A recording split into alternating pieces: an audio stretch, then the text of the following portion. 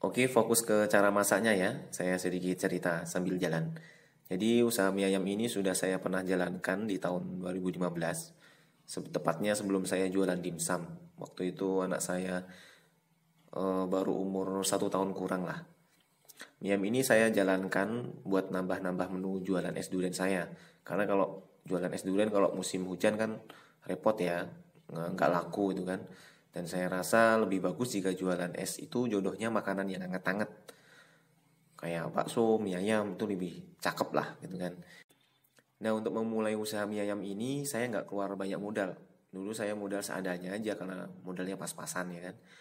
Dulu tuh hanya modal mangkok cap ayam tuh 1 lusin, kemudian sumpit 1 lusin, sendok garpu 1 lusin, kompor itu 2 tungku biasa.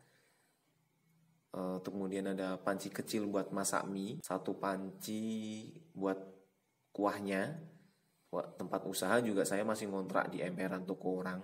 Itu satu hari 30.000 dari jam 9 pagi, jam terhitungnya jam 6 pagi sampai jam 6 sore. Cuma saya mulai buka tuh sekitar jam 11 siang lah. Nah dalam memulai usaha, saya selalu berusaha jadi yang beda, yang gak pasaran lah gitu kan. Nah sebelum saya jualan mie ayam ini, saya tes dulu pasar. Saya tes ke tetangga, ke teman kantor, ke sekeliling rumah. Saya minta pendapat mereka, saya kasih mereka gratis, saya suruh cicipin mereka, apa yang kurang, saya koreksi. Setelah rasa sudah bagus, responnya bagus, baru saya jual. Jadi kita jualan tuh nggak setengah-setengah. Konsep mie ayam saya itu beda dari yang lain. Mungkin jarang orang jualan ya. Karena saya bikin mie ayam itu berbagai macam topping. Ada mie ayam ceker, mie ayam bakso, mie ayam sosis, mie ayam crab stick, mie ayam chicken katsu, mie ayam pedas level 1, level 2, level 3, mie ayam komplit, banyak lagi lah. Jadi, selain kita dapat untung dari mie ayam original, kita juga bisa dapat untung dari penjualan topping, ya kan? Karena kan topping, tiap-tiap topping tuh harganya beda. Contohnya gini, mie ayam originalnya 9.000 atau 10.000, nanti tambah cekernya 3.000, tambah sosisnya 3.000, tambah crab stick 4.000, tambah chicken katsu 5.000, tambah bakso 3.000, dan masih banyak lagi. Saya itu masih ingat dulu waktu awal buka, saya bikin tuh nggak berani banyak, cuma bikin 20 porsi. Itu pun istri yang masak. Kami lembur tuh sampai jam 1 sampai jam 2 malam tuh buat nyiapin paginya supaya bisa jualan. Malamnya sebelum launching menu mie ayam, saya promosi dulu lewat Facebook, lewat bursa jual beli. Dan nggak ada respon apa-apa. Ya cuma komen-komen iseng-iseng aja lah. Siangnya jam 11 saya buka, baru setengah jam, Masya Allah, tuh 20 porsi ayam habis dalam 1 jam. Wah rasanya apa ya, semrawut karena baru pertama kali jualan, masih kaku. Piring juga cuma, mangkok tuh cuma 1 lusin, jadi persediaannya kurang. Jadi orang tuh suruh nunggu karena gara-gara piringnya, mangkoknya cuma 1 lusin aja. Rasanya tuh seneng banget. Bukan karena dapat untung ya. Ya jelas 20 porsi itu untungnya lumayan kalau 5. Ambil untung katakanlah 5.000 sampai 6.000 dah. 100.000 minimal dapat ya kan. Tapi bukan karena itu, karena feedback yang feedback dari pembeli yang kita dapat. Rasanya tuh puas. Kerja keras, nyari resep, trial error, semuanya tuh terbayar jika pembeli bisa menikmati makanan kita. Dalam perjalanan berhari-hari, berminggu-minggu, perjalanan berjualan, pengalaman yang didapat juga banyak. Mulai kuah ayam basi padahal baru masak, terus bakso yang dimasak tuh rasanya hambar, nganter orderan juga di PHP.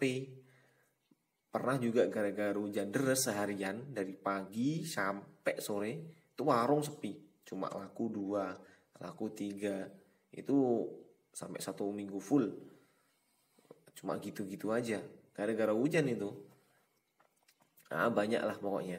Dan semua itu pengalaman, semua itu nikmat, dan semua itu ilmu. Jadi kita bisa belajar ya kan dari pengalaman. Nah, selang waktu berjalan, alhamdulillah rupanya Allah menutup usaha mie ayam ini.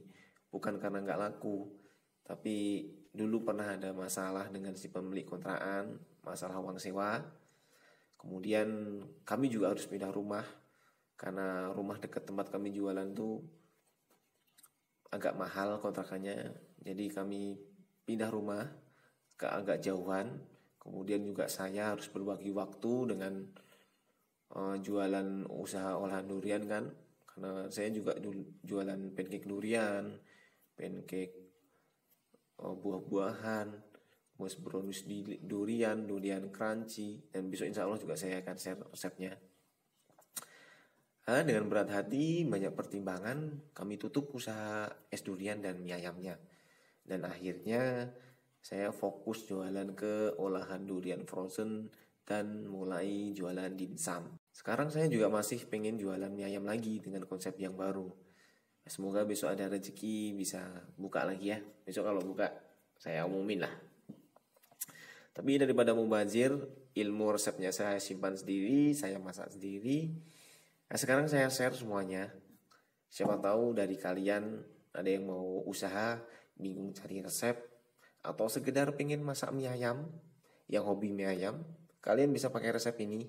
Boleh di recook, boleh di download. Kalau kalian mau jualan gak punya fotonya, asal pakai resep ini dan sama bentuknya, saya kasih fotonya, boleh minta DM aja di IG saya bisa. Resep mie ayam nih di YouTube memang banyak ya. Tapi rasa itu kan selera. Tiap lidah itu beda. Satu hal yang bisa dipetik dari cerita mie ayam ini, yang namanya gagal dalam usaha itu biasa. Kita sebagai manusia hanya berkewajiban berusaha. Selanjutnya ya tentunya Allah yang menentukan mau dijadikan sebesar-besarnya usaha kita atau digantikan dengan yang lain yang lebih baik lagi. Ya walaupun dengan cara ya harus nusang dibalik dulu, harus pusing-pusing dulu, harus rugi dulu. Ya kita nikmati aja. Allah itu tahu kapasitas kita. Jika mungkin kita dari awal tuh udah diberi kemudahan, mungkin kita gak akan tahu rasanya bersyukur.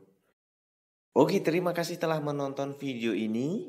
Jadikan video ini bermanfaat dengan cara like, share, dan juga komen ya. Buat yang ada pertanyaan, insya Allah saya jawab semuanya.